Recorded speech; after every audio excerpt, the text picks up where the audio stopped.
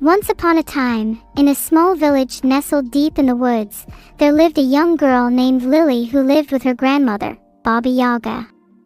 They were very poor and lived all alone in a small hut that was perched high up on chicken legs in the middle of a clearing in the forest. Baba Yaga was a witch, but she was a good witch who used her magic to help the villagers with their problems and heal the sick and injured ones. One day, a terrible plague swept through the village, leaving death and destruction in its wake. The villagers pleaded with Baba Yaga to save them, but she told them that she had no more power to stop the plague than she did to stop the passing of time itself. The only one who could help them was the queen of the underworld herself, and she was notoriously difficult to find and even more difficult to convince to help those in need. Lily was determined to save the villagers and decided to seek out the queen herself in the underworld despite the warnings from her grandmother about the dangers that awaited her there. She set out into the forest, guided by her instincts and the whispers of the spirits that roamed among the trees. As night fell and she made her way deeper into the forest, Lily heard strange noises coming from all around her, and she felt a sense of unease wash over her like a chill breeze on an autumn night.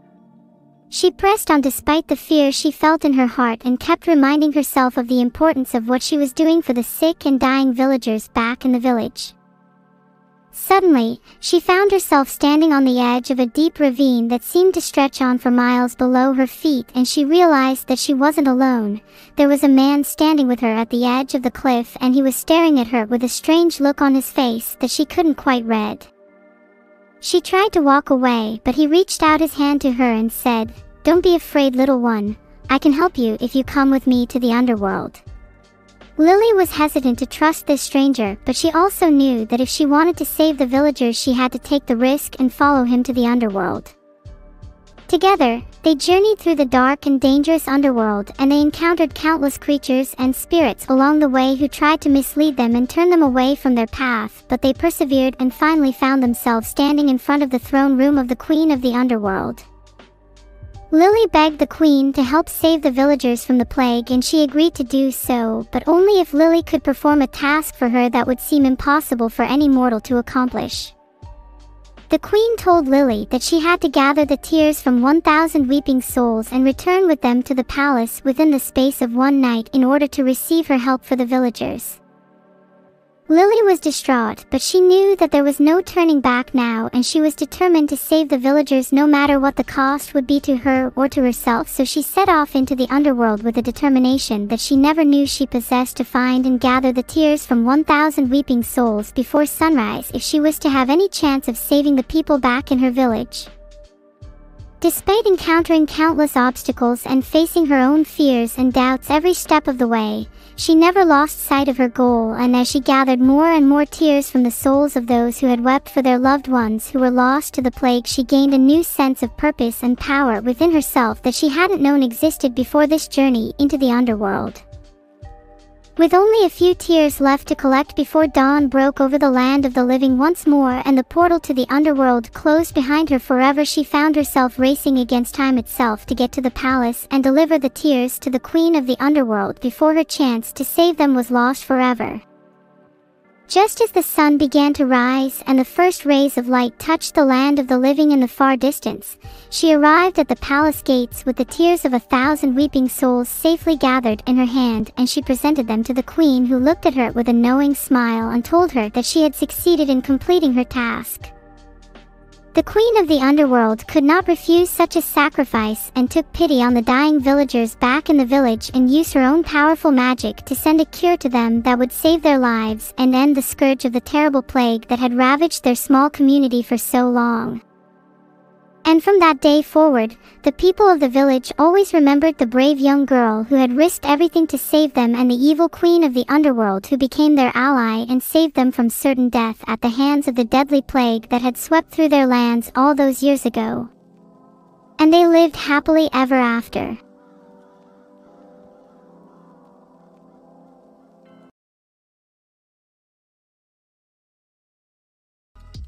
Once upon a time, in a spooky forest, there was a haunted mansion that belonged to a creepy witch named Miss Ravenclaw, who was known for her evil spells and potions. One day, a young girl named Neuro was wandering through the forest when she stumbled upon the mansion and decided to explore it out of curiosity. As she walked through the hallways, she heard strange noises coming from behind one of the doors and decided to check it out. To her surprise, she found a room filled with all sorts of spooky objects, including skulls, bats, and a bubbling cauldron of green liquid that smelled like rotten eggs. Suddenly, the door slammed shut behind her and she found herself trapped with the evil witch. The witch looked at Neuro with a sly grin on her face and said, "Ah, a new victim to play with. How delightful."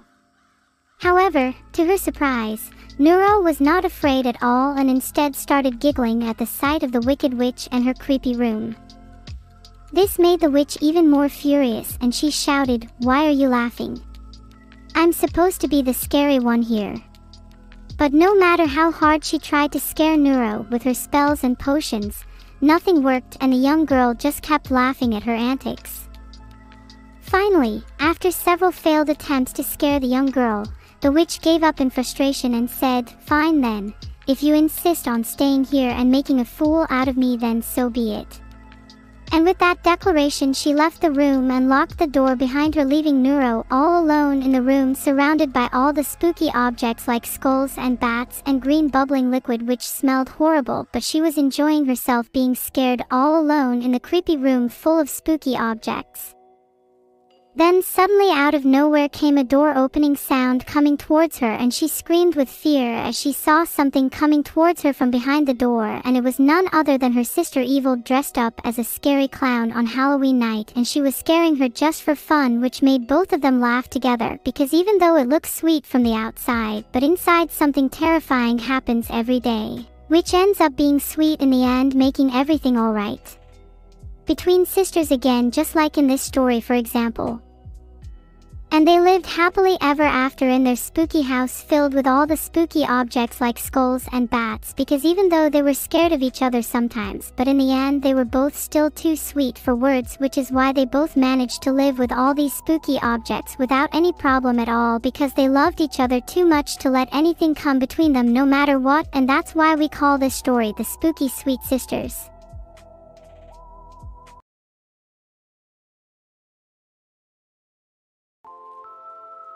A long time ago, in a village surrounded by deep, dark forests and endless fields of wild flowers, there lived a young girl named Lily.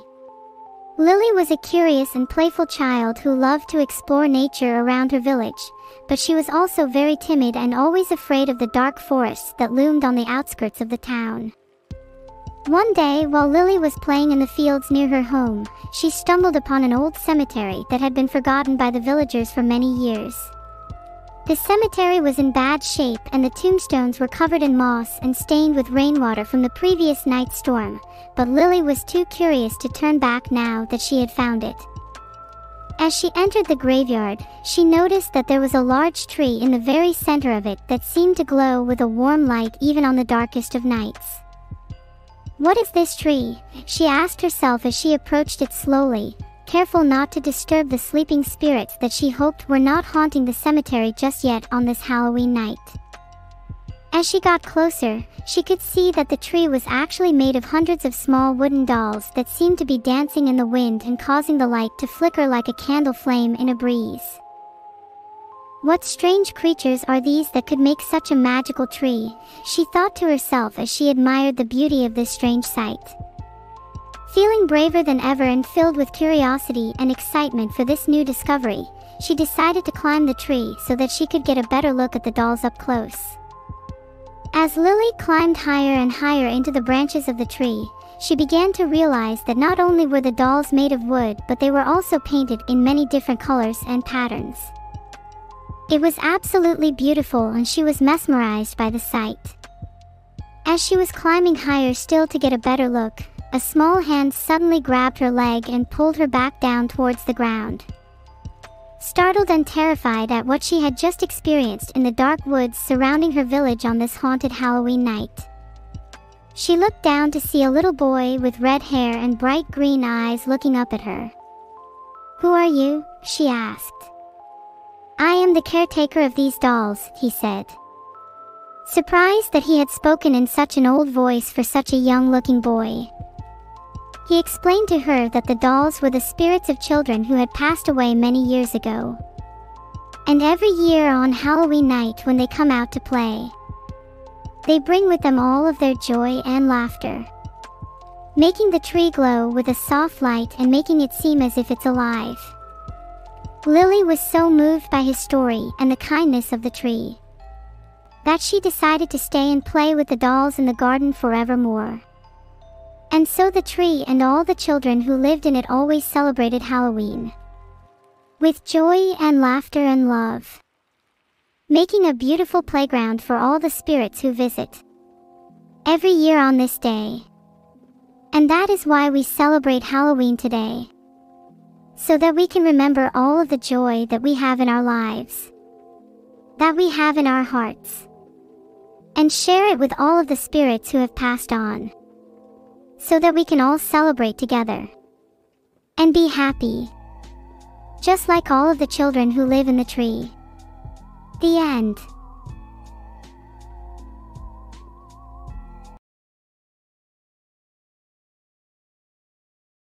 Once upon a time, in a land far, far away, there lived a girl named Evil and her sister, Neuro-Sama.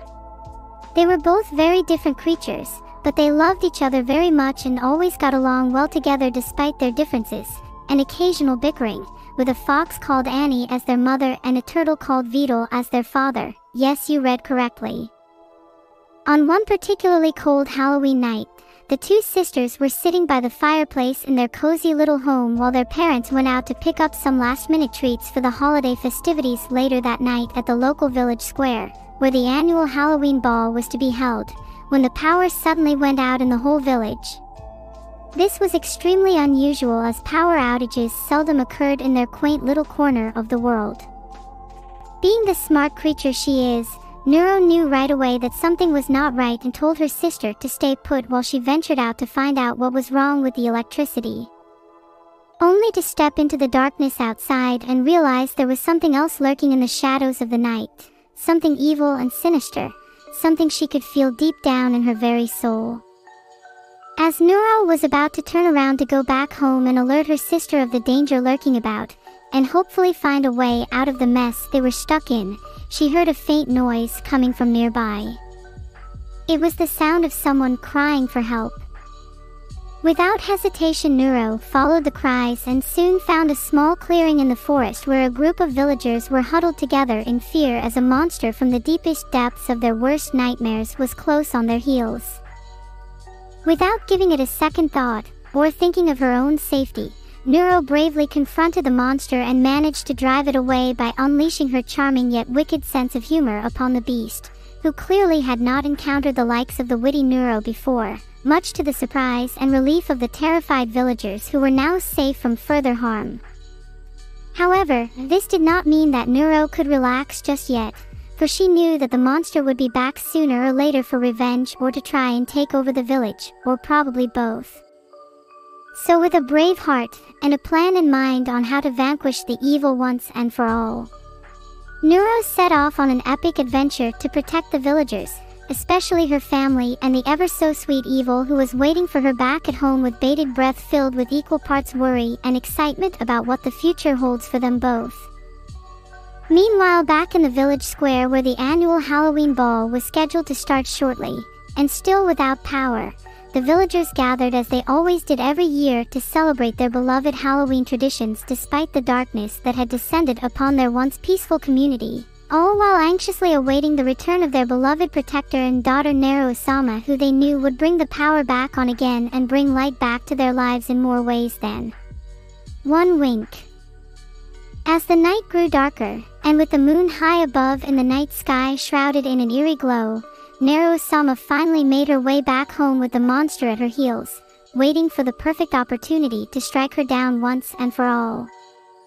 Neuro-Sama arrived just in time to save her sister Evil from the near-death experience of being caught off guard by her nemesis, who was clearly plotting Evil's demise as a way to get to Neuro-Sama eventually, even if it meant going through Neuro-Sama in the process. With a quick thinking plan and a lot of help from her family and friends, Neuro-Sama managed to one-up the monster and save the day, much to the joy of the villagers and the rest of the townsfolk who had gathered in the town square to witness this epic showdown between good and evil unfold right before their very eyes. And as the cheers of victory echoed through the village, Neuro-Sama gave a quick wink to her family who had waited so patiently for her to return. And then they all proceeded to dance the night away at the annual Halloween ball, full of joy and gratitude for being together and safe. And finally, the end. Happy Halloween, everyone. May all your fears be vanquished and may your wildest dreams come true. Thank you all so much for watching me stream today, and I hope you all have a happy and safe Halloween. Talk to you again soon.